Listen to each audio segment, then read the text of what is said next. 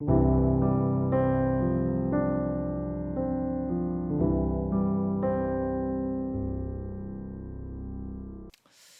지금까지 팔복의 말씀들을 살펴보고 있습니다. 팔복의 지금까지 6번째 복까지 나누어 보았습니다.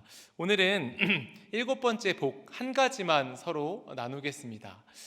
전과 다르게 오늘은 한 가지 복만 나누는 것은 이 7번째 복, 화평케 하는 복이 굉장히 심오하기 때문입니다. 이 말씀을 우리의 삶 가운데 적용해야 되는 부분이 굉장히 넓은 복입니다. 그래서 이 말씀을 우리가 깊이 받아들이면 우리 삶의 전반적으로 무너졌던 부분들이 회복되어집니다. 저도 이 말씀을 읽고 묵상하면서 큰 은혜를 받고 있는데, 우리 오늘 이 밤에 하나님께서 우리 모두에게 주시는 은혜가 가득하시기를 예수님의 이름으로 축원합니다. 아멘. 오늘 예수님께서 말씀하신 7번째 복의 기준은 9절 말씀이죠. 화평하게 하는 자는 복이 있나니 라고 하는 말씀입니다. 화평하게 하는 자는 복이 있다라고 오늘 본문을 통해서 하나님께서 선포하고 있습니다. 헬라어로는 굉장히 우리가 익숙하죠. 마카리오이 호이 에이레노 포이오이, 복이 있도다, 평화를 만드는 자들이요 라고 하는 뜻입니다. 이 에이레노는 평화, 포이오이는 만드는 사람들이라고 하는 의미입니다. 복이 있다, 화평을 만드는 자들이요, 뭔가 화평을 생성하고 창조한다라고 하는 의미를 갖고 있습니다. 이 화평이라고 하는 것을 우리가 성경과 또한 전반적으로 이해할 때 먼저 정의를 살펴보아야 합니다. 존 메가더 목사님은 이 화평에 대해서 이렇게 정의했습니다. 화평은 바른 관계를 낳는 의의 실제이다. 바른 관계 속에서 나타나는 의의 실제, 관계가 회복되어짐으로 하나님의 의가 우리의 삶 가운데 나타나는 실제가 화평이다 라고 말합니다. 또한 평화는 원수를 사랑으로 하나 되게 하는 의를 낳는 것.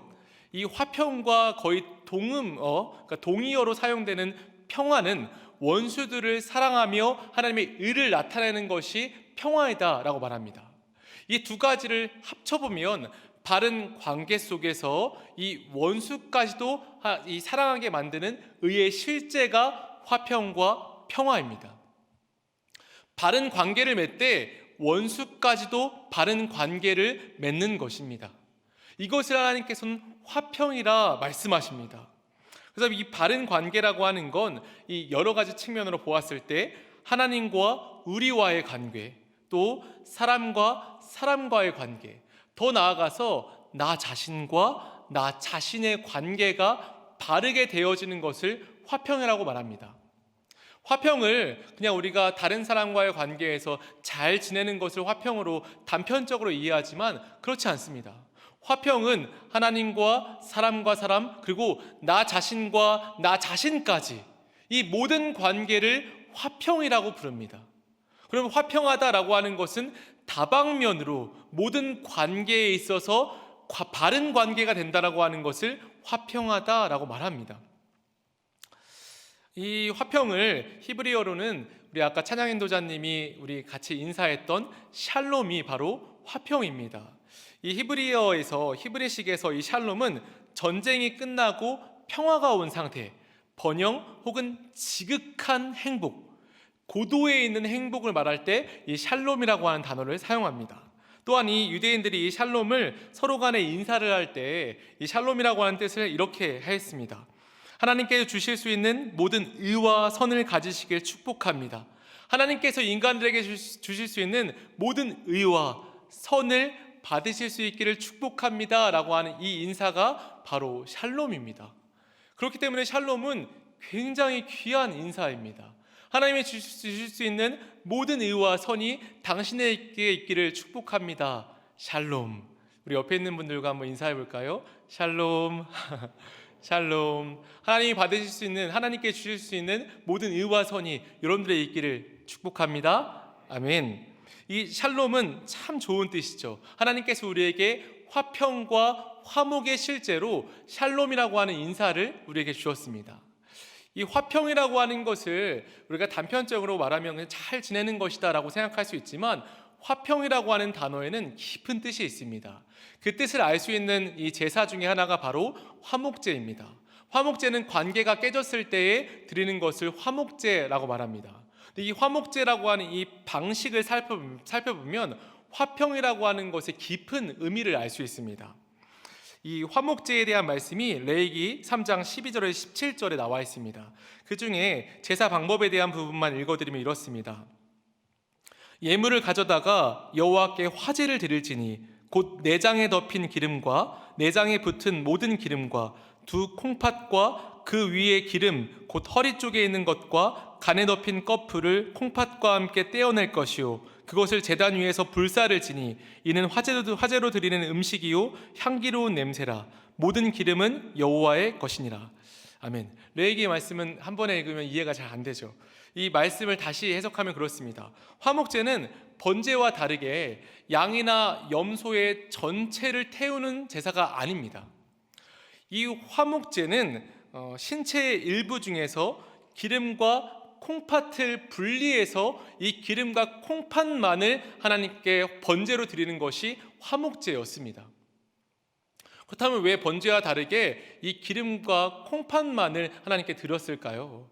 그것은 지금도 의학적으로 연구를 해보면 이런 결과가 나오는데 이 과학적이고 의학적인 이 조건 또한 이 결과에 따라서 이렇게 하셨습니다. 이것은 어떤 것 때문에 그러냐 하면 염소나 이 양들이 이 풀 속에서 이 풀 들판에서 음식을 먹을 때 우리가 어떤 음식을 골라서 그들이 먹는 것이 아니라 어떤 음식이든 다 먹잖아요. 그러다 보면 이 풀 속에 독성 물질이 있는 풀을 먹기도 했답니다. 그러면 이 양이나 염소의 입을 통해서 들어간 이 독의 물질이 처음에는 콩팥을 통해서 소변으로 배출되어지고 그 다음에 일부는 간에서 해독되어지고 일부는 지방에 녹아 들어갑니다. 그리고 또 일부는 피에 섞이게 됩니다. 하나님께서 이 화목제를 통해서 이 전체를 드리지 않고 독성 물질이 녹아 들어가는 그 부분만 떼어서 제사를 드리라고 말씀하십니다. 그것만을 떼어서 하나님께 태워서 제사를 드리라는 것입니다. 양과 염소에게 남아있던 이 몸에 남을 수 있는 독성 물질만 하나님께 드리라는 것입니다. 왜 그럴까요? 이 콩팥과 지방, 기름에 남아있는 독성 물질들이 죄를 상징하기 때문입니다. 이 화목제는 특별히 죄만 없애는 의미를 갖고 있습니다.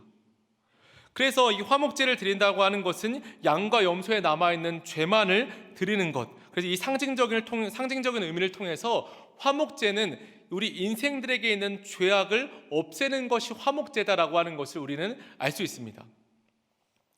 이러한 죄를 없이 하는 것이 화목, 화평이라고 하는 뜻입니다. 그래서 이 화목과 화평의 창시자는 하나님이십니다. 우리가 이 성경을 바라보고 이 66권의 성경을 바라볼 때 이러한 시각으로 성경을 바라보아야 합니다. 하나님께서 이 인간과 화목하게 하기 위해서 인간의 죄악을 없애기 위해서 적은 책이 바로 이 성경책입니다. 그래서 이 성경책에는 화평과 화목이라고 하는 단어가 400회 이상 사용되었습니다. 이 성경책은 그야말로 인간의 죄를 없이 하기 위한 하나님의 열심이라고 해도 과언이 아닐 만큼 그러한 인간의 죄를 없이 하는 책이 바로 성경책입니다. 그래서 이 성경책 자체가 화평과 화목이라고 하는 것이죠. 하나님께서 인간의 죄악과 싸운 결과가 이 성경책에 나와 있습니다. 아담과 하와의 원죄로 인해서 이 땅에 무너져 있는 이 땅에 오염된 죄악들을 없애기 위해서 하나님께서는 이 거룩의 기준 성경책을 우리에게 주셨습니다. 성경을 읽을 때마다 우리가 거룩해지는 것은 이 성경의 목적 자체가 우리 안에 있는 죄를 없애기 위한 화평을 위한 책이기 때문입니다. 성경을 읽을 때마다 우리는 화목해지고 화평케 되어집니다. 그러므로 우리 이 성경을 읽으실 수 있는 은혜가 있으시길 예수님의 이름으로 축원합니다. 하나님께서 이렇게 성경에서 화평을 말씀하시고 화목을 말씀하실 때 우리가 이 화평과 화목을 오해하지 말아야 되는 것이 있습니다. 하나님이 이 화평과 화목을 우리 인간들에게 적용하시고 주시기 위해서 이 죄와 싸웠다는 사실입니다. 하나님이 이 죄와 싸우며 때로는 분투하기도 하셨고 때로는 아픔을 감수하시기도 하시고 심한 고뇌를 하시기도 했습니다. 성경을 쭉 조금만 읽어보아도 인간들의 죄악에 대해서 하나님께서는 아파하시고 힘들어하십니다. 때로는 너희를 버렸다라고 말씀하시기도 하시고 버린 그 자리에서 내가 너희를 다시 내 자녀로 삼았다라고 하십니다. 그래서 옛날에 이런 학자들은 하나님이 굉장히 변덕스럽다라고 하는 이 말을 구약 말씀에서 하기도 했습니다. 하나님이 어느 때는 변덕스러워 보이기도 하세요. 그런데 이 모든 역사가 하나님께서 우리 인간들의 죄악과 싸운 역사라고 하는 의미입니다. 이 죄악과 하나님은 굉장히 싸우셨습니다. 분투하셨습니다. 그래서 이 화평의 키워드 중에 키워드는 하나님이 문제를 정복해 나가시는 과정이다라고 하는 것이 화평과 화목의 키워드입니다. 하나님은 우리와 화평하기 위해서 결코 희생을 감수할 때에 희생을 아끼지 않았다는 것입니다. 비싼 대가와 고통이 따르는 방식을 하나님께서 선택하셨습니다. 예수님은 이 땅에 오셔서 악의 존재를 부인하거나 악을 피하지 않고 악과 당당히 맞섰습니다. 예수님이 이 땅에서 악과 맞설 때에 악을 없애기 위해서 이 땅에서 택한 것은 십자가였습니다. 십자가는 그냥 악을 피하는 것이 아니었습니다. 이 악과 정면 충돌하며 이 악을 없애기 위한 방법이 바로 십자가였습니다. 하나님은 우리의 죄악을 없이 하기 위하여서 우리의 죄에 대한 대가를 넘치도록 주셨습니다. 그것이 바로 아들 예수님의 보혈의 피입니다. 독생자 아들 예수님의 생명을 우리에게 주심으로 그 대가를 우리에게 치르심으로 우리와의 화평을 도모하기 원하셨다는 것입니다. 이 땅에 예수님은 화평을 위한 대가를 그의 생명으로 치르시고 독생자의 피를 우리를 위해서 아낌없이 내어주었습니다. 우리가 이 사실을 안다면 화평은 결코 값싸게, 그냥 화평은 어떤 악을 덮어놓고 이루어지는 것이 아니라고 하는 것을 깨달아야 합니다. 저도 이 말씀을 준비하면서 이 사실이 굉장히 와닿았습니다. 여러분, 우리는 화평하다라고 말할 때에 그냥 어떤 문제나 문제되는 상황을 덮어놓고 이제 이 상황들이 해결됐다라고 말하는 것이 화평이 아닙니다. 그냥 문제를 내가 참으면 되지 라고 말하는 것이 하나님이 말씀하시는 화평이 아닙니다. 저도 이 사실을, 이 말씀을 준비하면서 깊이 깨달았습니다. 어떤 문제 상황이 있고 죄의 상황이 있다면 그 죄와 부딪혀서 그 죄를 용서하고 없애게끔 하는 데까지 이르러야 우리는 진정 화평을 이루는 것입니다. 하나님께서 우리에게 그 화평을 말씀하시고 우리로 화평케 하는 자가 되라 라고 말씀하시고 있습니다. 제가 학창 시절에 말씀 한 구절을 읽고 제 가슴 속에 굉장히 어려웠던 말씀이 한 구절 있었습니다. 그것은 마태복음 10장 34절에 내가 온 것은 화평이 아니요 검을 주러 왔다라고 하는 말씀이었습니다. 여러분들, 이 말씀이 선뜻 이해가 되십니까? 학창 시절에 큐티 나눔을 할 때 우리 친구들과 말씀을 나눌 때 이 말씀이 무슨 뜻이냐라고 하면서 굉장한 고민에 빠졌었습니다. 왜 화평이 아니고 검을 주러 왔다고 할까? 그리고 또한 이 검, 바로 다음 구절이 무엇입니까? 부모와의 관계까지도 깨어내야 된다라고 하는 말씀들이 있습니다. 화평을 위해서는 내 부모와 내 자녀와의 관계까지도 깨어내라라고 하는 말씀이 있습니다. 이 말씀을 볼 때 제 마음에 굉장히 막힘이 있었습니다. 이 말씀의 의미는 무엇일까? 근데 오늘 이 말씀을 준비하면서 깨닫게 됐습니다. 화평은 마치 검을 들고 휘두르듯이 어떠한 이 죄의 모습들이나 어떠한 우리 삶에 있는 부조리들이나 어떠한 우리 삶에 있는 악의 모습들을 제거하는 것입니다. 그 죄와 싸우는 것입니다. 화평은 그러므로 그냥 덮어놓는 것이 아니라는 것입니다. 목사들의 목사로 불리는 존 스토트 목사님은 화평에 대해서 이렇게 말했습니다. 참된 화평과 참된 용서는 희생을 요하는 보물이다. 하나님은 우리가 회개할 때만 우리를 용서하신다. 그리고 예수님도 우리도 똑같이 하라고 말씀하셨다. 그리고 이 존 스토트 목사님이 이 말씀을 인용합니다. 누가복음 17장 3절에 만일 내 형제가 죄를 범하거든 경고하고 회개하거든 용서하라. 즉 화평은 진정한 화해와 고통스러운 과정들이 수반되는 것이라는 것입니다. 그러한 갈등을, 그러한 고통스러운 과정을 겪지 않고 그냥 표면 밖으로 나오는 것을 억누르는 것은 평온한 상태가 아니라 그저 억누르고 그 위에 먼지가 쌓여서 알지 못할 뿐 화평한 것이 아니라는 사실이죠. 설교를 준비하면서 이 문구가 굉장히 와닿았습니다. 잘못된 것을 잘못된 것이라고 말하지 않으면 눈앞에 있는 악과 화평하게 사는 것이다. 다시요. 잘못된 것을 잘못된 것이라고 말하지 않으면 눈앞에 있는 악과 화평하게 사는 것이다. 이 말씀을 우리가 깊이 생각해 보아야 합니다. 잘못된 것을 잘못된 것이라고 말하지 않는 것은 화평이 아닙니다. 단지 덮어놓고 있는 것입니다. 말하자면 누군가와 싸웠다면 그 싸운 것을 풀어내야 된다는 것입니다. 시간만 지나서 그것들이 지나고 지났다고 그것이 풀리는 것이 아니죠. 우리가 관계를 한 번만 생각해 보아도 그렇지 않습니까? 여러분들 인생 속에서 싸웠던 어떤 관계가 있으면 그 관계에 대해서 풀지 않았다면 지금도 그 사람과 불편하지 않습니까? 마치 그것과 똑같다는 것입니다. 화평하다라고 하는 것은 잘못된 것 또한 문제 상황들, 분쟁들을 해결하는 것입니다. 그것을 위해서 내 희생과 내 어떠한 노력이라도 감수하는 것이 화평을 향한 태도입니다. 그래서 토마스 아 캠피스는 이렇게 말했습니다. 모든 사람이 평화를 원하지만 평화를 위한 노력을 감내하는 사람은 극소수이다. 맞습니다. 이 세상 가운데 우리는 가짜 화평을 누리기도 하고 그 가짜 화평을 하기도 합니다. 가짜 화평을 하는 사람들이 이렇게 말합니다. 침묵하고 피하고 그 문제 상황을 달랩니다. 이러한 것들은 진짜 평화가 아니라는 사실이죠.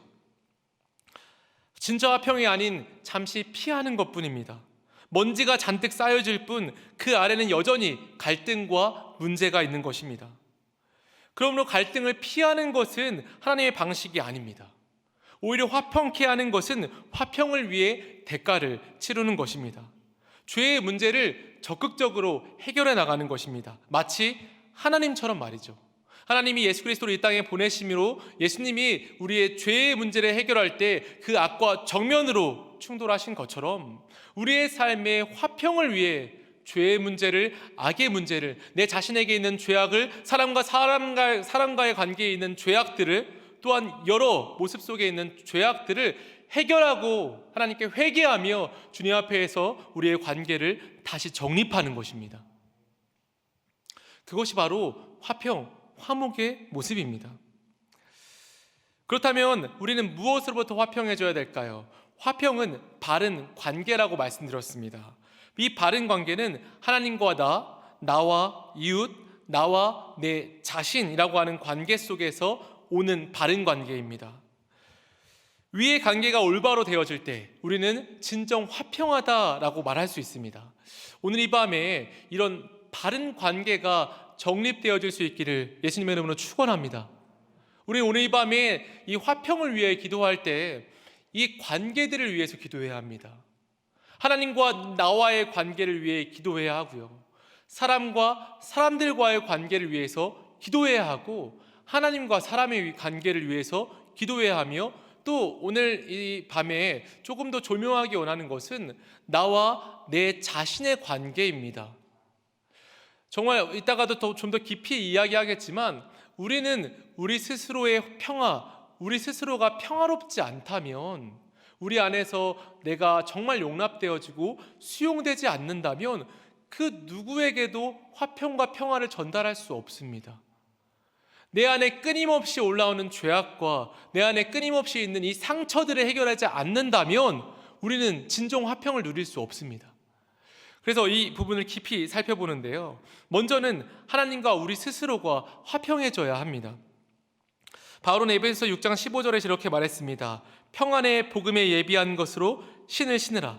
마치 매일 신발을 신고 다니듯이 평안의 복음으로 신을 신으라. 예수님과의 관계를 매일마다 점검해라.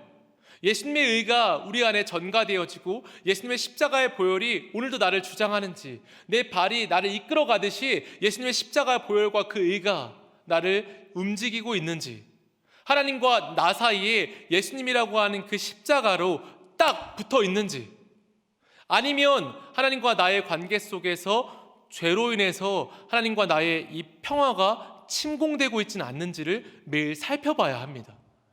우리의 삶 가운데 반복적인 회개는 굉장히 중요합니다. 우리와 하나님과의 사이에 있는 이 평화는 언제든지 죄가 있다면 침략당할 수 있습니다. 우리가 오늘 이 밤에도 하나님께 나와서 하나님의 얼굴을 바라보지 못하고 하나님께 집중하지 못하는 것은 우리 안에 너무나도 우리의 발목을 잡고 있는 죄가 있기 때문입니다. 그러므로 하나님과의 나와의 관계는 언제나 이 회개로부터 점검해야 합니다. 오늘 이 밤에 하나님과 나와의 관계 속에 죄악이 있다면 정말 진실하고 절실하게 회개하실 수 있기를 바랍니다. 둘째로는 먼저 사람과 사람을 화평케 해야 합니다. 여러분들을 한번 생각해 보십시오. 여러분들은 사람과 사람 사이를 연결해 주는 사람들입니까? 아니면 사람과 사람과의 관계를 분열시키는 존재입니까? 우리는 사람과 사람과의 관계를 연결해야 합니다. 그래서 예수님께서 우리에게 이렇게 말씀하셨습니다. 그러므로 예물을 제단에 드리려다가 거기서 내 형제에게 원망 들을 만한 일이 있는 것이 생각나거든 예물을 제단 앞에 두고 먼저 가서 형제와 화목하고 그 후에 와서 예물을 드리라. 하나님께서 말씀하실 때에 우리가 사람과 사람과의 관계 속에서 끊어지고 또한 싸우고 다툰 부분들이 있다면 원망 들을 만한 일, 굉장히 넓은 의미입니다. 사람에게 원망 들을 만한 일이 있다면 그것을 풀고 와서 예배드리라 라고 말씀하셨습니다. 여러분 마음속에 지금도 우리의 마음에 이런 걸림돌이 되어지고 어떤 사람과의 관계에서 어떤 분쟁으로 인해서 마음에 거리끼는 것이 있다면 우리가 먼저 사과하실 수 있는 은혜가 있으시길 바랍니다. 우리가 먼저 미안하다, 우리가 먼저 사과하면 그 문제는 반드시 해결됩니다.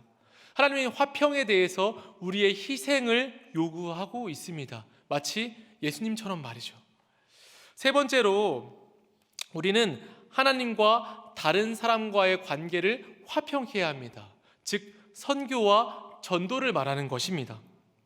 사람들이 겪는 모든 문제는 하나님의 사랑을 알지 못함으로 나오는 문제임을 우리가 알려주어야 합니다. 우리가 전하는 것은 종교가 아니라 하나님의 깊은 사랑의 초대입니다. 하나님이 너를 정말 사랑하고 있어 라고 하는 것을 전달함으로 그 사람을 하나님께로 인도해야 합니다. 그 화평의 의무도 우리에게 있습니다. 마태복음 5장 44절에 나는 너희에게 이르노니 너희 원수를 사랑하며 너희를 박해하는 자를 위하여 기도하라 라고 말씀하십니다. 할렐루야. 우리의 원수를 사랑하고 나를 박해하는 자들을 위해서 기도해야 되는 이유가 무엇입니까?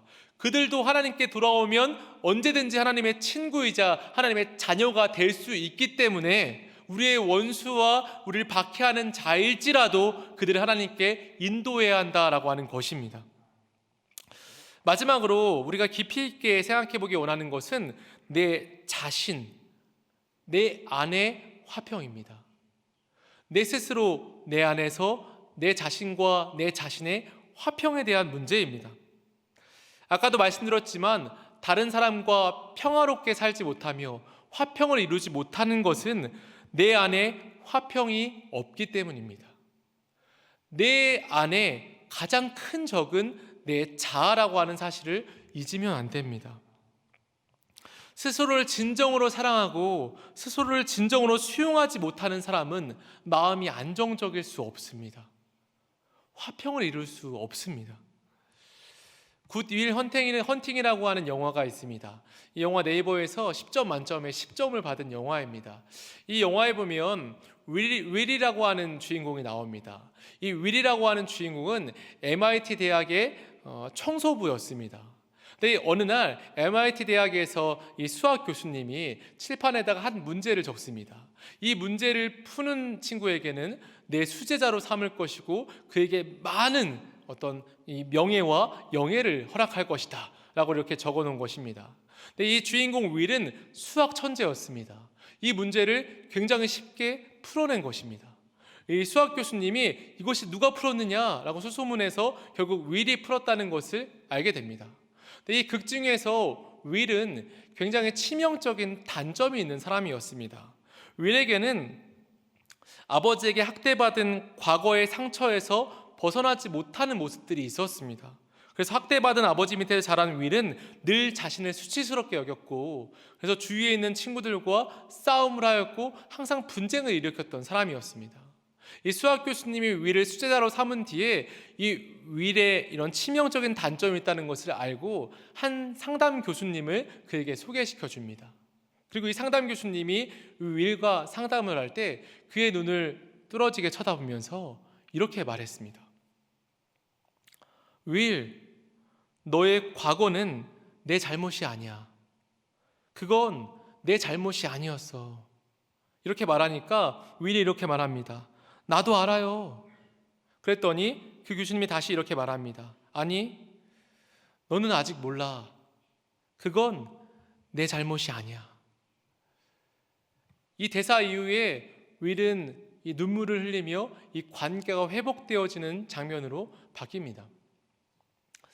사랑하는 충신의 성도 여러분, 우리의 자아 속에는 울고 있는 자아가 있습니다.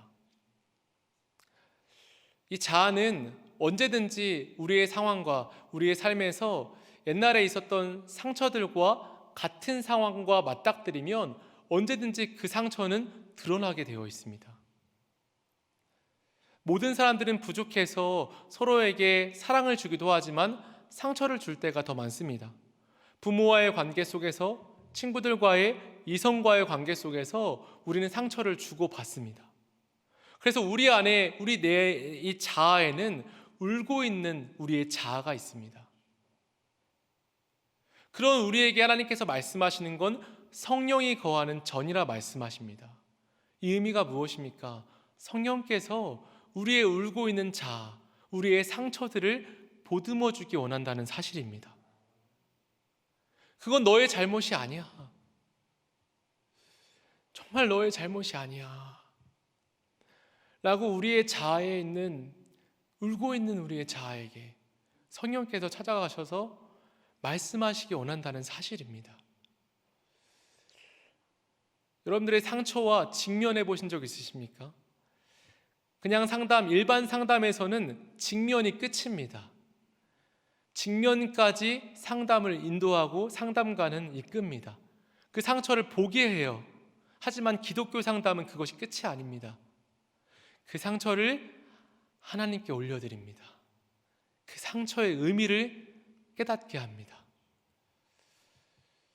진정 우리가 이 밤에 기도할 때 성령께서 우리의 마음을 만지실 수 있기를 주님의 이름으로 축원합니다. 우리의 삶에 있는 누구도 해결해 줄 수 없는 상처, 이 상처는 그 누구도 해결할 수 없습니다. 하지만 우리의 인생을 다 아는 하나님께서 그 상처는 너의 잘못이 아니란다. 네 잘못이 아니야. 다른 사람의 죄악 때문에 단지 그런 결과를 낳은 것뿐이야. 내가 너의 상처를 위로하고 너의 상처를 보듬어 주고 싶다 라고 하시는 성령의 음성이 우리의 마음을 회복해야 합니다. 우리 자신과 자신이 회복되어지는 것입니다. 우리 이 8번째 복에서 하나님께서 우리에게 주시는 선물이 있습니다. 진정으로 하나님과 내 자신, 사람과 사람, 나와 나 자신이 화평케 되어지는 자마다 하나님의 아들이라 일컬음을 받게 되어집니다. 할렐루야! 하나님의 아들이라 일컬음을 받게 되어지는 것은 하나님의 역할이 이 역할을 하기 때문이에요. 하나님은 지금도 사람과 하나님을 연결시키고 있고 사람과 사람과의 관계를 연결시키고 내 자신을 회복시키고 있습니다. 하나님의 사역에 동참하기 때문에 하나님의 아들이라 라고 말씀하시는 것입니다. 하나님의 아들이라고 하는 이 헬라어는 휘오스라고 하는 단어가 사용됩니다. 이 휘오스는 테크나라고 하는 단어와 비교되는 단어입니다. 테크나는 그냥 아이들을 말하는 이 헬라어인데 이 테크나라고 하는 단어를 사용하지 않고 휘오스라고 하는 단어를 사용하신 것은 정말 친자를 사랑하시는 하나님의 사랑을 말씀하시기 위함입니다. 휘오스는 존엄과 영예와 신분을 말합니다. 하나님의 아들로서의 존엄과 영예와 신분의 상태를 말하는 것입니다. 부모는 아무리 비싸고 호화로운 집일지라도 그 집 안에 있는 자녀를 정말 사랑합니다. 그런데 하나님의 집은 온 우주 전체입니다. 그렇다면 하나님은 어떠실까요? 온 우주 전체보다 하나님의 아들인 화평케 하는 자를 더욱더 사랑하십니다. 할렐루야. 또한 이 성경에서 이 야곱은 그의 아들 베냐민을 소중히 여겨서 창세기 44장 3절에 30절에 이렇게 말했습니다. 야곱의 생명이 베냐민의 생명과 완전히 결탁되었다라고 말합니다. 사람의 자식을 향한 사랑도 생명이 결탁되었다라고 말하는데 하나님의 자식을 향한 사랑이 어떻겠습니까? 하나님의 생명이 우리와 온전히 딱 결탁되어 있을 만큼 우리는 하나님의 사랑의 존재입니다. 화평하게 하는 자는 말라기 3장 17절에 우리는 그의 보석이라 말씀하십니다. 시편 16편 3절에 우리를 존귀한 자다라고 말씀하십니다.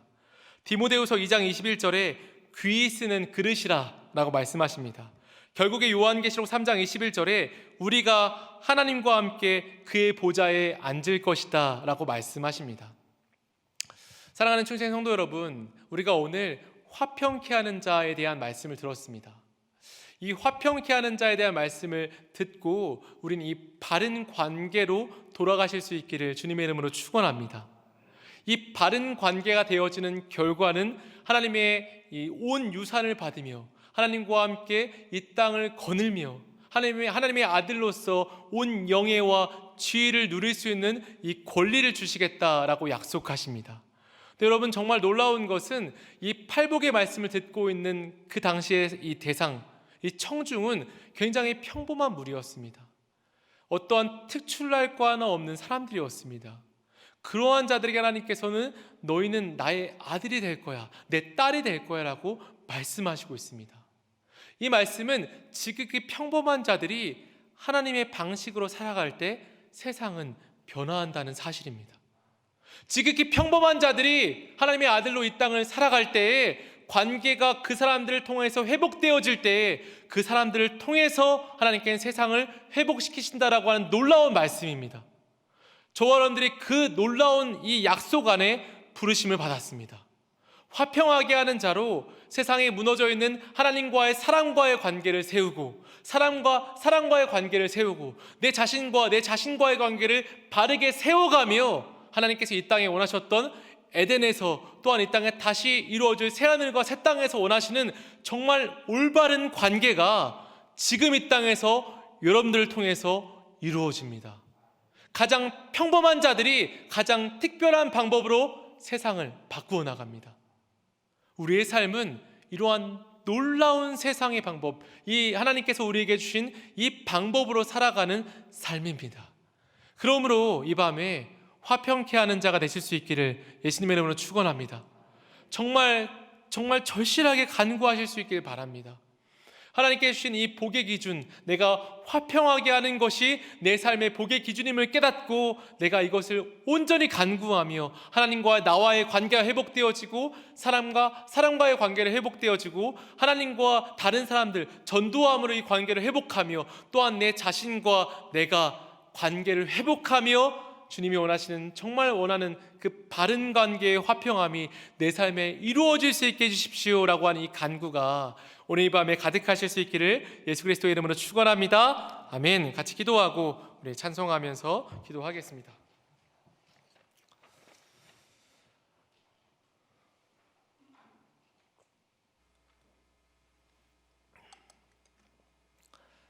살아계신 아버지 하나님, 우리 시간에 화평에 대해서 말씀을 나누었습니다. 하나님, 우리가 화평에 대해서 말씀을 나누며 정확히 깨닫는 것은 하나님은 화평을 위하여서 비싼 대가와 희생을 치르셨다는 사실입니다. 하나님, 우리도 오늘 이 밤에 기도할 때에 우리 안에 있는, 우리 삶에 있는 관계의 문제들 속에서 우리의 대가를 치르기를 소망합니다. 하나님과 나와의 관계, 사람과 사람과의 관계, 또한 내 자신과의 관계 속에서 어떤 덮어놓고 화평되었다라고 말하지 않고 문제와 악을 정복하며 마치 하나님께서 십자가를 통해서 그 문제와 악을 정복하신 것처럼 우리도 이 땅 가운데서 문제를 해결하며 죄를 하나님 앞에 회개하며 사람과의 관계 속에서 문제와 분쟁이 있었다면 먼저 사과하는 그런 은혜가 우리의 삶 가운데 있어서 하나님의 아들이라 하나님의 딸이라 불림받는 은혜가 우리 삶 가운데 있기를 소망하오니 주여 이 시간 기도할 때에 우리의 마음 가운데 역사하여 주시옵소서. 주님께서 우리의 마음을 움직이셔서 우리가 이 땅 가운데 가장 평범한 자이지만 가장 특별한 방법으로 세상을 바꿔나가는 하나님의 자녀의 삶을 살아갈 수 있는 우리가 되어질 수 있도록 주 역사하여 주시옵소서. 주님 감사합니다. 시간 기도할 때에 성령께서 세밀한 음성과 세밀하게 우리의 마음을 움직이시며 이끄실 것을 믿사오며 살아계신 예수님의 이름으로 감사하며 기도합니다. 아멘.